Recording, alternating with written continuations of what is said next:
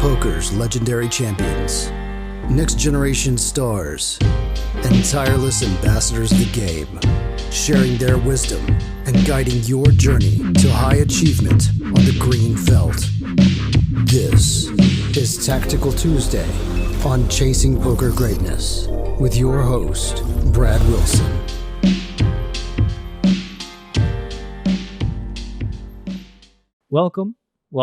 Welcome, my friend, to another episode of the Chasing Poker Greatness podcast here on Tactical Tuesday. It looks like my co-host Jon is finally back from battling at the streets of the World Series of Poker. Jon, welcome back to the show. How you been, man? We actually haven't talked in a couple weeks. Yeah, I know. It's been a couple weeks since we recorded one of these, since I've been in Vegas. I was just out there for about 10 days grinding some live cash and just, I don't know. I actually hung out with a bunch of villagers too. Met up with a couple of friends from outside, a couple of poker friends from outside the village, and met some villagers for the first time. So yeah, how'd that go? It was good. It was a good time. We actually four of us got together and played like 1-2 PLO. We were just like all drinking and just like whatever, just trying to have a good time and relax one night. And what's really impressive is I'm pretty sure I don't know, because I'd been drinking a lot by the end of the night. I'm like 90% sure that all four of us booked a win on that session. Nice. Who were the villagers? So it was me, Umberto, and Mike Lukic. And then I had a friend of mine who's not in the village that was also in town to play like a handful of tournaments, and he hopped in, and we're all like playing props and whatever, just having a good time. And somehow we all like came out with like a little bit of extra money, despite none of us really trying. That's a good way to have some fun with friends. Lukic and Humberto, also some of the top players in the group as well. So yeah. I guess it does make sense that they were able to book a win despite maybe adverse circumstances. Were they drinking as much as you were? Yeah, they were. Everyone was into it. Like no one was like trying really hard at the poker. Like everyone was way more concerned and tilted about like losing props, like losing $5 to each other in props than we were about like a $150 pot, like in the middle of the table. I think like people at the end of the night, like people were trying to like table change onto our table, like people who were trying to win money. So yeah, it was a fun experience. I mean, I think that's like the side of the World Series that or like that's just like another side of the World Series that's like not like I'm just there to grind money and play 1,500 tournaments and live cash in all my free time. Like it's just like by far the best way to like get to meet other people in poker, or like people in your community that you've never met in real life yet or something like that. And I always see people from like Korea and like people from like when I used to play poker in college, like just tons of random people show up at the World Series, and you run into everybody there. Yeah, I know I've said this multiple times in interviews that I've done this past week. This will probably get released ahead of them, so this will be the first time the podcast listener hears it. Get prepared, because you're going to hear me say it many times. But like the WSOP, this year is the first year, people have asked, they're like, oh, so you're going to miss the WSOP. And this is the first year that I feel like I've actually missed it. That like I wanted to be there, or I want to be there, and I'm not going to be there. I've not gone many, many times, but after doing CPG and meeting, hundreds of people throughout, not just the village, but people in the poker world, like all the people you've interviewed. Yeah, exactly. Yeah. It's like this one magical time of year where everybody's just goes to one centralized location and hangs out for about a month. Yeah. And I'm getting the FOMO. I think this may be, as long as I'm in the poker content creation space, this might be the very last WSOP that I don't go to, just because I should be there. Like I just see pictures and everybody's having fun, and I know like no matter what the picture is, if there's like 10 people in the frame, I know at least one of them. And like, it's just kind of absurd that I'm not there. So very jealous. And next year is going to be the start of probably a yearly tradition. Yeah. The last thing that I'll add to that is that having the WSOP in the fall and not in the summer was like, it was just perfect weather every single day in Vegas. Just not hot, not cold. You just wear pretty much whatever you want, and it's just comfortable outside. So you miss maybe the only fall WSOP that will ever happen in our lifetimes. And don't say that. Let's hope there's more pandemics that go on. push us to the fall.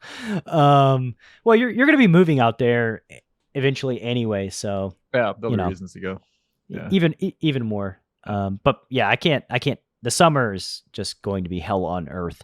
This is probably the best WSOP of my lifetime that's going on right now because of the weather and everything. All right, let's look at a hand. Yeah. Now that we've properly caught up, let's break down this hand. We've loaded it up into the Poker Coaching Easy Hand replayer, giving them a little plug because I do make content on pokercoaching.com and do a live play and explain once a month. So, okay, so we got this working. You open the cutoff to 60. Villain 3-bets you to 220. And for this hand, we have 300 big blinds deep stacks.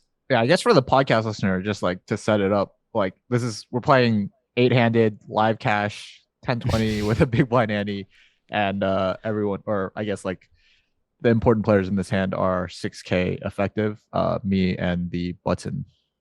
Yeah, I skipped through all of that. We actually had to like spend the last 5 minutes redoing everything because I messed up the inputs, kind of bulled my way through. So you open pocket fours to 60, the button 3-bets to 220, the blinds get out the way, and you decide to flat. Yep. I guess this is first question here.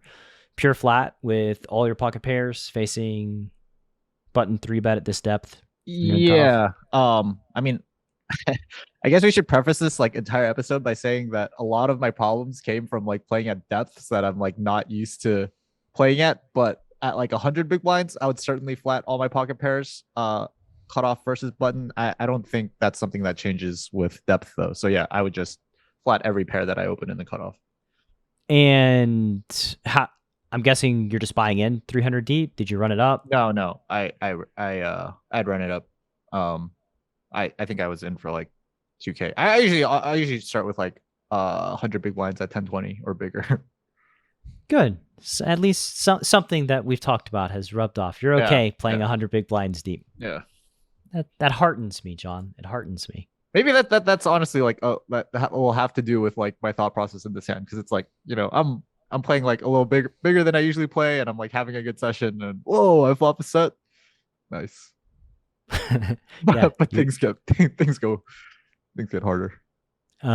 So you flop a set. The flop is queen of clubs, 8 of hearts, 4 of clubs. So you flop bottom set after defending against a 3-bet. You check, and villain bets 160, so they bet a third. Any thoughts on villain sizing here? Seems pretty normal to me. No, this is pretty much exactly what I would expect a reg to see bet after 3-betting pre-flop. So not surprised by the sizing at all. Yeah, I like how close you are to your computer screen. I don't know why I'm not any closer. I swear I'm not any closer. I just gotta lean back, I guess. Too many buffets in Vegas. Put on about 120 pounds. Okay. Tell me about your decision. You check raise to 660 with your bottom set. Yeah, I think I think you can kind of go one of two ways strategy wise on this flop. I think playing a no raise strategy is totally reasonable and just flatting every single hand that you continue with.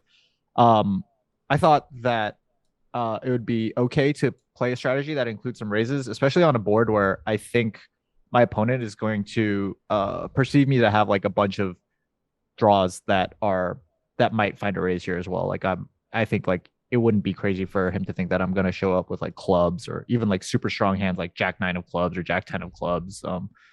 And even like weaker. I mean, they're definitely like weaker combo draws too, like 5, 6, and 6, 7 of clubs. So I just thought that like when I have a super strong hand on a board where it could easily be the case that the button perceives me to have a decent number of bluff check raises, that especially with a hand like bottom set that unblocks top pair and even whatever 8x that my opponent might have. It's just going to be one of the ones that I throw into my check raise range. And sizing here, the 660. My main thought with like sizing on the flop in this spot is just like thinking about what sizes I would need to like comfortably get stacks in on the river. That's like one consideration that I have. And I mean, this size makes it pretty easy to get stacks in on the river without like some overbet somewhere. And then I think maybe like if we had been like shallower, I would have picked a, maybe 2.5x to like 3x sizing. But given that we are 300 big blinds deep, I decided to just bump it up to 4x. And why is it important to get stacks in on the river? I actually think that that's something that I put like way too much. I just like put way too much emphasis on. It's like, it's fine to like overbet the river. It's not like, it's not like, oh, if I have like 30 big blinds above pot on the river, like that's some disaster or anything like that. But I don't know. It's just some way that I'm like conditioned to think. It's just a way that I'm conditioned to think when I have like a hand that I'm planning on the flop. So why is it that you want to be all in on the river? Let's put it that way. Because I have a set. Okay. Got a set. So the way that this works is that you want to be all in on the river because you want to be the one who puts the last bet in. You don't want to make the river an optional 2-bet game, because if you make the river an optional 2-bet game, villains tend to bluff catch with their bluff catchers naturally, and then they tend to put in the last bet whenever they have a hand that merits putting in the last bet, which is typically going to be their strongest hands. So like basically you don't want to let bluff catchers off the hook by only calling 1 bet and then letting, their top sets put in the last bet, because that's very bad for us, especially being out of position. So like that's the major reason why you want to be, when you make it to the river here, you want to be playing it for 1 bet, whether that be a slide over bet, whether it be a 1.5x over bet, whether it be 70% of the pot, you do want it to be a 1-bet game. Yeah. Okay. I think that's a good explanation. I mean, like I think exactly what you're saying about like when you're out of position and your opponent is really not incentivized to like bet river with bluff catchers, but they are probably going to call a decent amount of time with bluff catchers, especially when a lot of front door draws brick. Yeah, I guess just putting the money in yourself on the river is really important. Right. So it means that like you want to play a 1-bet game or a 3-bet game, not really a 2-bet game. A 3-bet game, you bet, villain raises, and now we have the option to jam, right? So like we still get to put the last bet in out of position. Gotcha. Okay. So just for clarity, like what would a 2-bet game be? Like where if you're out of position, a 2-bet game, yeah. I mean, a 2-bet game on the river, if you're out of position, it could be a small bet to induce, something like that. Yeah. Okay. Where you want villain to put in the last bet with a lot of their bluffs. It could be, typically you want to have a very strong range. Like you want to be able to have top of range so that if you do bet villain jams, we can call this bet. Like we don't let villain just play very well. Does that make sense? Yeah, gotcha. Is like checking to induce on the river, is that like part of a 2-bet game? It can be, or it can be checking range to check raise, right? Gotcha. So that like it's a 2-bet game, but we're now putting the last bet in. Gotcha. Okay. We want to put the last bet in is basically the moral of the story. We want to be the ones putting the last bet in when we're out of position. Gotcha. Okay. So yeah, back to the hand. The button calls the 660 pretty quickly. The turn is the 5 of spades. Thought it was pretty just like a kind of innocuous turn card, I guess. It completes 6-7 suited, which I don't know if like the button is like 3-betting that pure. I don't think it would be unreasonable to 3-bet 6-7 suited pure cutoff versus button at 300 big blinds. So, but other than that does seem like the only hand that really changes on this turn card. So I just continue with my plan of trying to get all the money in by the river, and I bet 1,200 on the turn. I think that's about 2/3 pot. I don't know that I love it. Okay. So this is going to contradict some things that were just said, but with bottom set here, like this 5 is not super innocuous because it does connect 6-7. Yep. It makes 5-6 a pair and 5-7 of clubs a pair. So basically it reduces the combo draw portion of your range quite significantly to Jack 10, Jack 9, and 9-10 of clubs. Yep. So like instead of having 6 combos, now you have 3. And I do think that is a significant difference. And so you are like, part of what you're assuming there is that like I would check the turn with like my turn 5s. I'm assuming that, yeah. Yeah. I'm also assuming that you're not going to be super thrilled to bet the turn with Jack 10 of clubs or Jack 9 of clubs or 9-10 of clubs because you don't want villain to jam. Yeah, I was not expecting to get jammed on here though. Like that's just like something that I almost don't worry about that. I mean, that's frequently. That's fair. That like, so even if you're not worried about getting jammed on, I still think that like the 5 does change things. Yeah. It's harder for you to have bluffs on the 5, basically. Yes. And you certainly have 6 full combos of 8s and 4s. Yeah, I would not check raise 8s like in reality. I think like 8s would be like one of the sole plays that I have. Like you said, like one of the things that's important is like making sure you get to the river with like some strong hands and you're not just check raising every strong hand that you have on the flop. And I think like middle set would be kind of like my threshold for like check raising, where I would check raise bottom set pretty liberally and flat a lot with middle set, especially with a club. I don't know, just I think 8s would be, I would flat. And then like I think I would also have a few more bluffs. Like I would have like Jack 10 of hearts, 9-10 of hearts, you know, those sorts of hands. Moving beyond your strategy. Yeah. What do you think villain's strategy is going to be versus check raise check? Probably over checking behind. Like not stabbing very frequently on the turn. So you have aces here. I mean, villain checks, you're checking back aces. I think hands like aces and kings might find a value bet on the turn, but I think like a hand like queen jack or like maybe even like ace queen. Maybe ace queen finds a bet. I was like thinking like king queen, like how would king queen feel about check raise check? You know, how are these hands like effectively different than aces and kings? Ace queen. Yeah, in the sense that like I would, you know, could conceivably check raise ace queen on the flop and check the turn. What I'm saying is like the relative strength of aces is pretty much the same as ace queen. I disagree. I think like not having I think like beating a queen and all, at the same time not blocking a queen is worth, you know, a decent amount. In the discussion of your flop check raise, there was no like queen X in your range. Oh, okay. There's no queen 8. Yeah. Oh, I mean, I don't think I would have queen 8, but I would have ace queen. Okay, so you have ace queen. Yeah. So with aces, they beat ace queen, and ace queen chops with ace queen, right? That's what you're saying? Yeah. Maybe villains check behind a lot in this spot. I don't know. In my experience, versus like check raise check, they tend to overstab.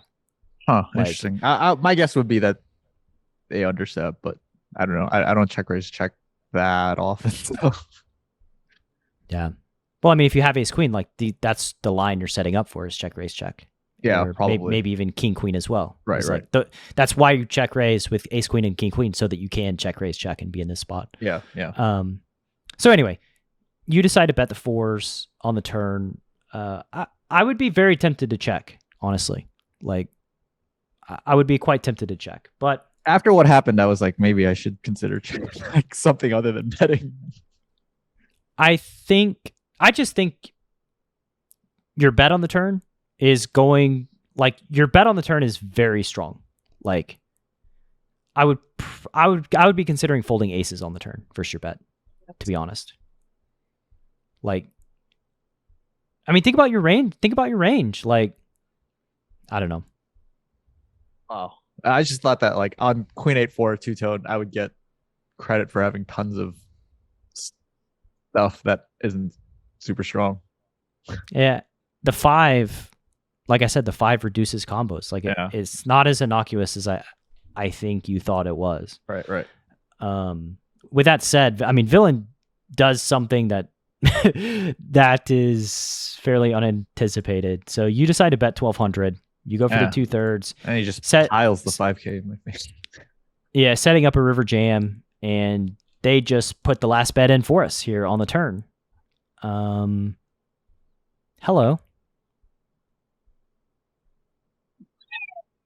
Like, puked in my mouth when this happened. I couldn't believe it. I was just like, I just never expected to get raised or jammed on, and it happened. And this guy was like, I don't know, he seemed like a decent pro, like a good pro. He wasn't. This wasn't his first time playing, higher stakes live cash for sure. Yeah. So, I mean, what's your thought here? Like, after facing the jam, after betting and jamming, like, first of all, you're at the top of your range. I guess we can start there. Yeah. Like, this is actually the best hand. Well, you have 6-7 of clubs. Okay, yeah. So you got one better hand. Right. I don't know. Yeah, I felt sick when this happened. Like, okay, like on the surface, it seems a little bit insane just to fold the set and a 3-bet pot. But I don't know. After thinking about it for like 10 more seconds, it just like my opponent is so unincentivized to jam bluffs in position that it almost makes it hard for, and I don't think that they're overplaying hands like aces and kings in this way. So yeah, it almost feels like I should fold the turn, honestly, like thinking about this hand. Yeah, it's very odd that they have a jam on the. I don't think they should, to be honest with you. Like, yeah, I agree. I don't think they should. I don't think they should be jamming anything on the turn. But if they do have like a value jamming range, then I guess it makes sense that they need to have some equity-driven jams as well. I'm influenced by the hand that they have, but I mean, God, I can't imagine. There's hardly any equity-driven jams that I think are good here. Like, maybe the only hand is like the hand that they have that I'm not going to say good, but reasonable. You don't want to jam Jack 10, 9-10, or Jack 9 of clubs. Those would be atrocious. Like, then you block all the possible equity-driven hands that like you could have, right? Yeah. Should we just tell the audience what happened just so that we can talk about what hand they had and like actually? Yeah, they had the ace-3 of clubs. Yeah. So they turn a gut shot to go along with their nut flush draw and end up jamming. Which, we like know I that said, because we know that because I ended up calling. Right, you do call. Yeah, it's. I think like ace tray. The reality is, you either have a set, or you have a hand like Jack 10, Jack 9, 9-10 of clubs, and ace tray is actually hearts. Okay, so hearts, but either way, like ace high is beating those hands, right? Right. Like that's what's problematic is that like ace high is winning against those hands and that's losing why against. I was going to say that I thought that ace 3 of clubs is like makes less sense than Jack 10 or Jack 9 of clubs to jam in the spot. Like at least then, like sometimes we both make flushes on the river and you have the nut flush like on, and that's not, and you're gonna get me to fold like ace 3 of clubs if you jam the Jack 10 of clubs. I think for this maybe price. six tray of clubs. Like maybe maybe that's like the one that makes more sense. Yeah, is like. Yeah, because then you could have the Jack 10, Jack 9, 9, yeah. 10. I mean, he has to 3-bet the 6-3 of clubs pre-flop. Yeah, to get there. But we're just trying to find one hand that makes sense here. Yeah. I think those hands make more sense. 9-7 of clubs. Nah, the 9. We don't want to have the 9 of clubs. Like, I guess the 7 makes sense because at least then you block the 6-7 of clubs combo, but like you're also blocking 9-10 and Jack 9. So. You're just targeting. Your range here is very nutted. And it's, yeah, I don't even know what to say. I don't think it's good. That's it. That's all I say. I don't think it's good. So given that you don't think it's good, what do you think about my call? I don't think my call is good. I don't think your call is good either. I think you should probably just fold. Like, and yeah, it just goes back to, should we be betting the turn? I mean, although this is like a very low frequency play. Yeah, I don't know. I've got so many questions about this hand that like I'm just not sure. I would start out by checking the turn and then kind of going from there and jamming versus stabs. And then going and playing rivers, basically probably just ripping rivers, like overbet ripping on blanks. Wow, that would be a huge jam. That would be like almost 10x pot. 3x. There's 1800 in the pot once you check raise the flop. Oh, right. Right? There's 1800. Okay, yeah. Sorry. Never mind. I was looking at the number on the screen. Yeah. Yeah, it's like 2.5x. So it's not anything crazy. Yeah. Maybe we could make an argument for like 50% pot or a small bet to induce so that we can give villain a chance to put the last bet in with their bluffs. On the river? Yeah. Yeah. Instead of outright jamming, like maybe that's a potential thing. Are you checking range on this turn? Yeah, I think so. Okay. Like, if you're gonna check this hand, you kind of just you're forced into the check range. Yeah. Yeah. Like, and we've gone on very long on this first hand, but basically my thoughts are you don't have a lot of combinations of hands that check raise the flop. So like you're limited, right? You probably have backdoor hearts, the combo draws, and sets, right? Yes. And ace queen. And I think the majority of that range wants to check the turn, personally. Okay. I don't know. Yeah, I just instinctively I could see myself having a very hard time checking like the 9-7 of hearts or clubs or whatever on this turn, or like the Jack-10 of clubs or Jack-10 of hearts even, like on this turn. I would have trouble. I would struggle to check it. Yeah, so villains just get to call you down. Right. And bluff catch with like all their ace queens easily. Like king, queen, ace, queen. Okay, cool. Yeah. Dude's got all the backdoor hearts, all the clubs. Like this is just an easy call down. Yeah. Which I mean may not be the worst. It may be okay. It may not be the worst if villains overfold. Right. But I think like as far as like a good strategy, probably not the best. You're just over bluffing massively. Yeah. But again, maybe that works out well if villains overfold massively. Oh. So for the podcast listener, we're gonna wrap this hand up because we've been at it for a while.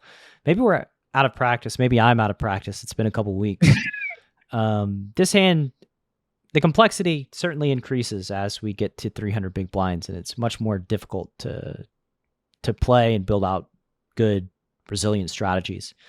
So my final thoughts is like I would just check range on the turn and check jam with probably my combo draws and my sets, and just kind of go from there. But you do end up calling this, and villain has the ace tray of clubs, and we get pretty anticlimactic situation where you run it twice and you win one, you lose one. Yeah, that's exactly. Did you win or lose? Huh? Did you win the first one? I don't remember. Like, so we didn't turn our hands over until he looked at me and he's like, "Do you want to run it twice?" And like, I was like, dude, I'm probably fucking dead here. Like, like I don't know if it matters, but like, yeah, fine. Let's go twice. And we go twice, and like he makes a flush on one run out, and I, hold on the other one. I don't remember which one went first. It didn't matter because I didn't know what he had until we tabled our hands. I was just like, I just remember looking at his hand and then being relieved to chop. Yeah, like kissing your sister. You're relieved to kiss your sister and chop it up. Okay, so we're gonna take a break. We'll be back with second hand, and hopefully it won't take as long as this one. Stick around. In a world where a fish donk bets the flop, and you don't know what to do, one man, Coach Brad Wilson, has a surefire plan to neutralize flop leads and rip that donk to shreds. Nuffle. Available now. Go to chasingpokergreatness.com/nuffle. Rated R. Okay, welcome back to this week's episode of Tactical Tuesday. Mr. Jon battling the live streets of Vegas during the WSOP since the first hand took unnecessarily long to break down. Let's dive straight into this second hand. So break down the action for the podcast listener and the YouTube audience. Sure. So action folds around to the button, who is I think pretty sure he's a pro, definitely a reg. He opens to $40. I am in the small blind with 10-8 of hearts. I 3-bet to $160. The big blind folds, and the villain on the button calls the 160. We go to a Jack 10-8 rainbow flop. So I flop bottom 2 pair with my 10-8 of hearts. I just c-bet the flop for 1/3. So I make it $110. And this is where the hand starts getting kind of funky. The reg makes it $220. So he min raises. Wasn't expecting that, especially from this like profile of poker player. I decide to just call. I mean, we're already in like we're kind of in like foreign territory for me already. So like, I don't know if you want to just like go into, should we have a 3-bet range versus this size, or like, should we be thinking any deeper than just we probably should. We probably should have a 3-bet versus range, or else a flat donk range versus this bet. I think I don't love the possibility of villain having like all their king queens, all their ace queens, their like 9-10s, those hands that want to realize equity cheaply, just giving them a straight path to over realizing and investing the minimum here on the flop. So like basically I would consider calling the flop and leading the turn. Or building out a 3-bet range. I guess, your decision to start with a 1/3 is also sort of in question here as to, could we go larger? Should we be going more polarized here when we're out of position on the flop? I think that's another alternative path that we could have gone, but we are where we're at right now. So yeah, I just like the last thing you said, I also very much agree with that. Like, I think on this type of flop, playing like a big bet check strategy is totally within reason. This is just like the super simplified c-bet strat, I guess. But okay, yeah, I didn't consider I don't know, I just don't consider leading turns and rivers or even flops like often enough, I think. And that's definitely something that did not cross my mind, was just calling this bet and like leading a lot of turns. Yeah, I mean, so basically the way I think about calling and then leading is like, you've got a hand that's like, you don't really want to bet 3-bet, but you don't want the turn to go check, and you can get called by worse if you lead the turn. Yeah. And so like those are sort of the ingredients that lead me to the direction of just calling the flop and leading like deuce, trays, 4s, 5s, 6s turns. Okay. It's funny that you say those are turns that you're going to lead. So I call the 220, and the turn, I believe, is the 4 of spades. Well, the cards that don't significantly change the board. Right. I did not think about leading. I did not find the lead here. I was already probably still trying to recover from getting min raised on the flop. So I check and just... Here's a question for you, though. Yeah. Like you said, you're trying to recover from getting min raised on the flop. Like, how many bets are left here?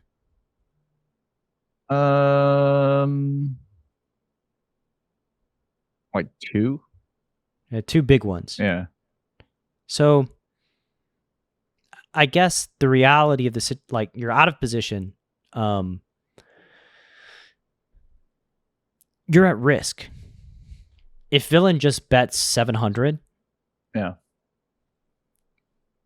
You call, and then on a blank river and they jam, I assume you just call. Yeah. So like you're already at risk. So like I think checking here is something that is like pre-programmed to make sure that you can like call down or protect yourself and not prevent all the money from getting in. Right. But I think the reality is all the money is at risk already. Yeah. So like it doesn't matter if villain wants the money to go in, the money's going to go in. And so now it's just a matter of like thinking, how do we want the money to go in? What's the best way for the money to go in for us in this situation? That's really the priority, and what our, thoughts and energy needs to be directed at. Okay. Like, even if I had thought that in game, like, I think I might have checked turn a lot anyways, thinking that like, okay, like when I have a hand like bottom two pair that isn't, if I put the money in and all and I get called, like I'm not super happy about it. So I feel like I would have just checked the turn anyways and thought that like, okay, the best way to get all the money in is to use his hand as like one of my strongest bluff catchers and have him at least like, put in some money with his bluffs. So if villain bets turn and you have a set of jacks, queen 9, 7-9, sets of 10s, sets of 8s, like we're calling, we're check jamming.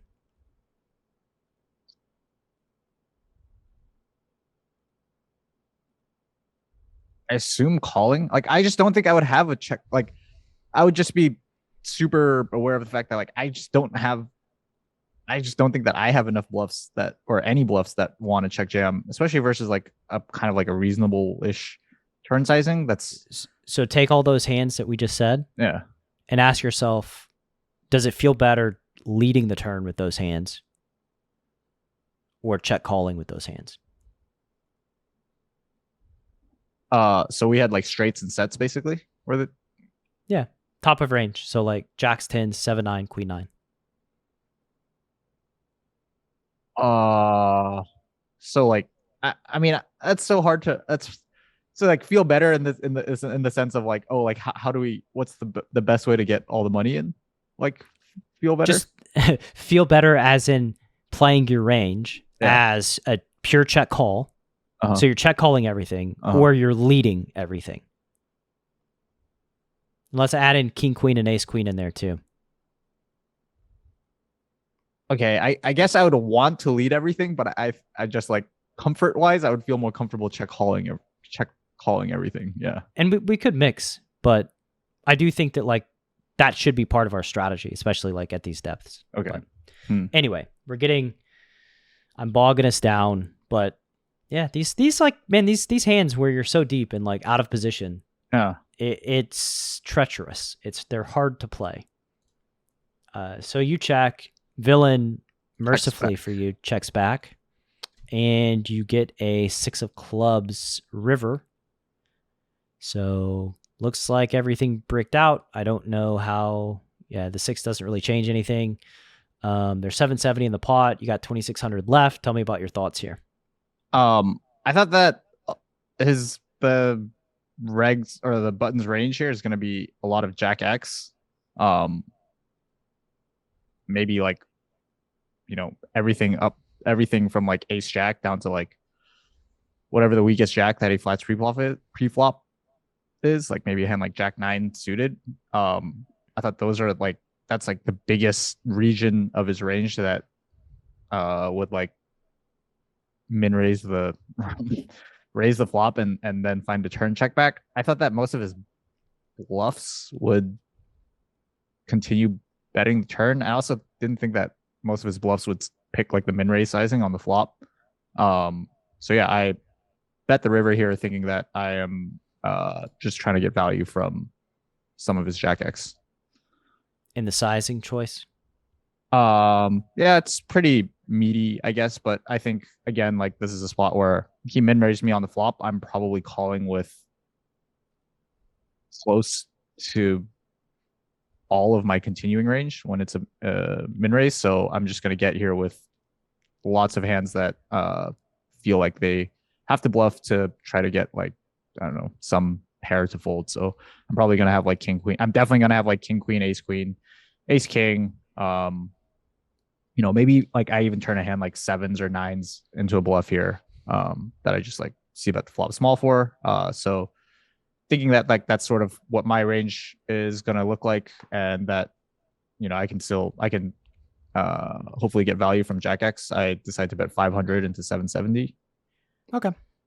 So 2/3 river. Yeah. And villain is going to put the last bet in. Just another blind that I was very surprised to face, similar to the other hand. This is a spot where, I mean, like obviously getting min raised on the flop, didn't expect that. Turn check was a little surprising as well, but this one was probably the spot that I was most shocked to see. At this point, I don't know if we've. Yeah. Let me stop you for a sec. I want to go through. So Jack 10-8 was a flop. Turn was a 4. River's a 6. Yeah. Flop, villain min raise. Turn went check. Jon bet 2/3 on river. Villain jams. This 6 of clubs river. So, yeah. All right. Sorry. Go ahead. And yes, it is pretty shocking for villain to have a jam here on the river. Right.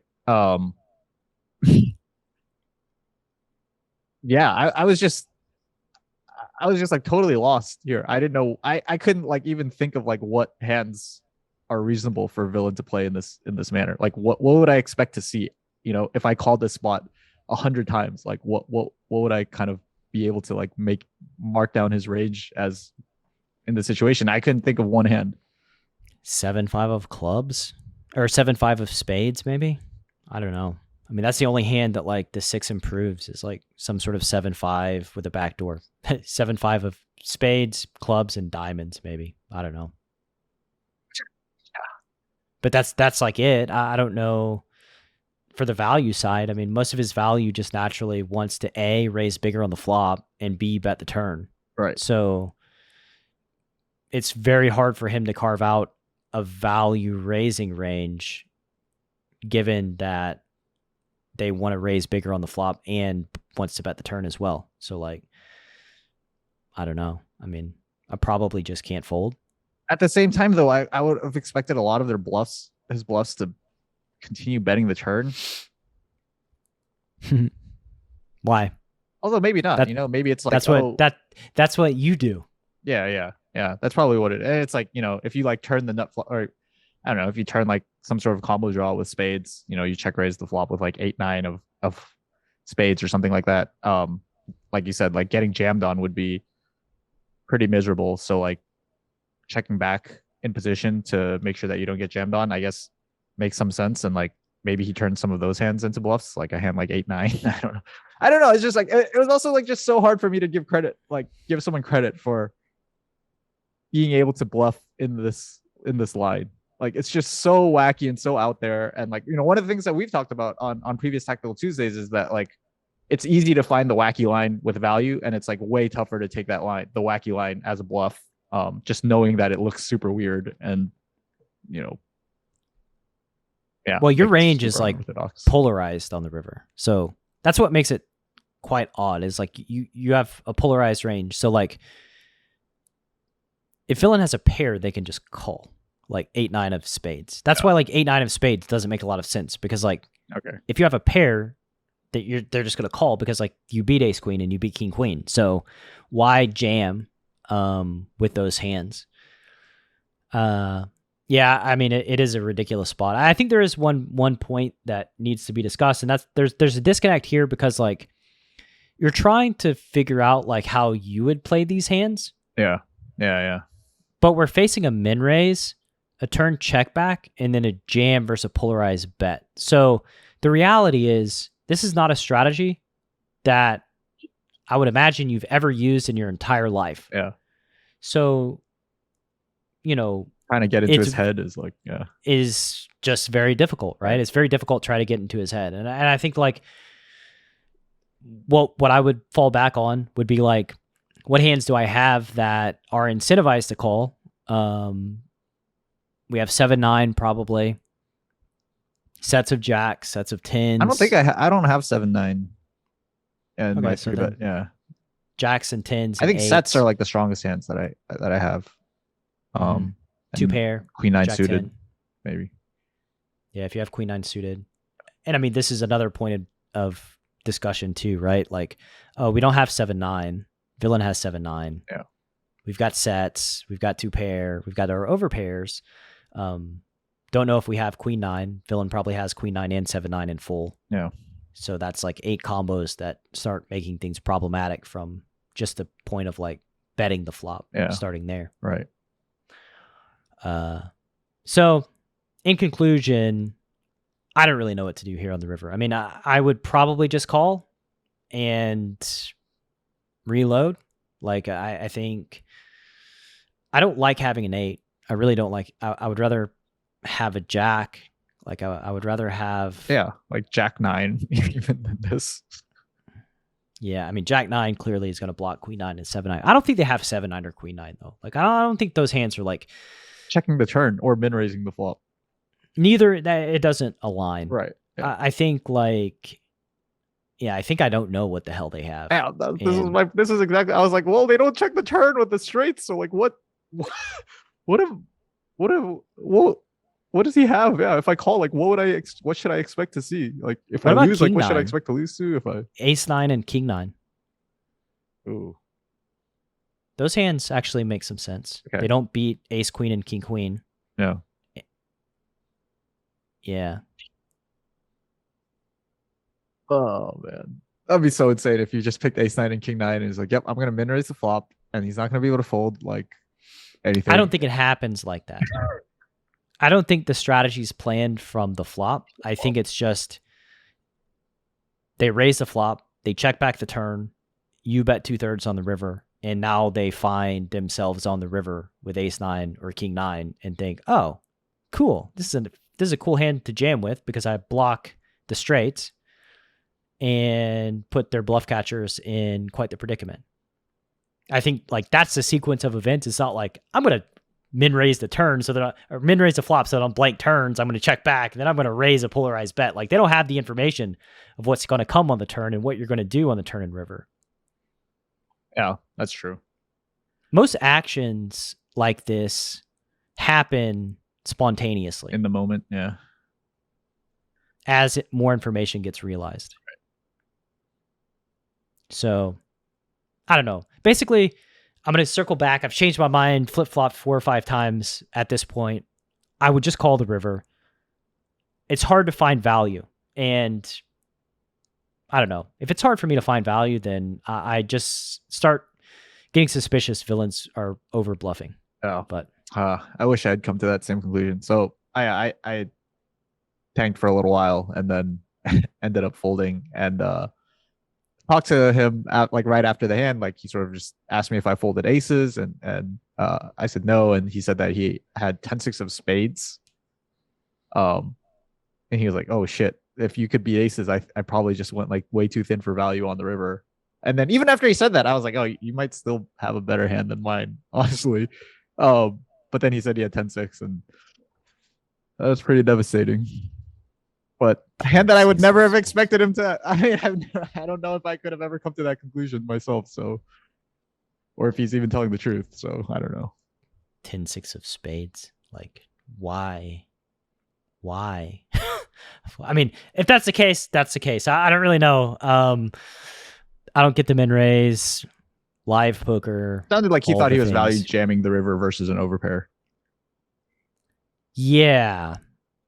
The problem is like defending the 3-bet with a 10 and a 6 and then raising min on the flop with a 10 and a 6. I think I don't really care about the river. Like the fact that you have a hand in your range that the 6 improves is more than enough for me to be like, what the fuck just happened? Yeah, I mean that was me after the hand for sure. Well, you win some, you lose some, sir. It's good to have you back. And yeah, these are interesting hands, and I think we need to, if we're going to do live poker breakdowns, maybe we just need to do one hand an episode. These hands are quite complex and lengthy. Yeah, I did not expect these hands to take this long for sure, but yeah, like you said, I mean, 300 big blinds is does make every decision more difficult. Yep, exponentially more difficult. Yeah. And with that said, thank you for your time and your energy. And one thing left to say. See you next week. Thanks for listening to Chasing Poker Greatness. You can subscribe on Apple Podcasts or on your favorite podcast app. Go to chasingpokergreatness.com to get the newsletter. Join the Greatness Village community, book a coaching session, or dive into the latest data-driven poker courses. Follow the show on Twitter @CPG Podcast.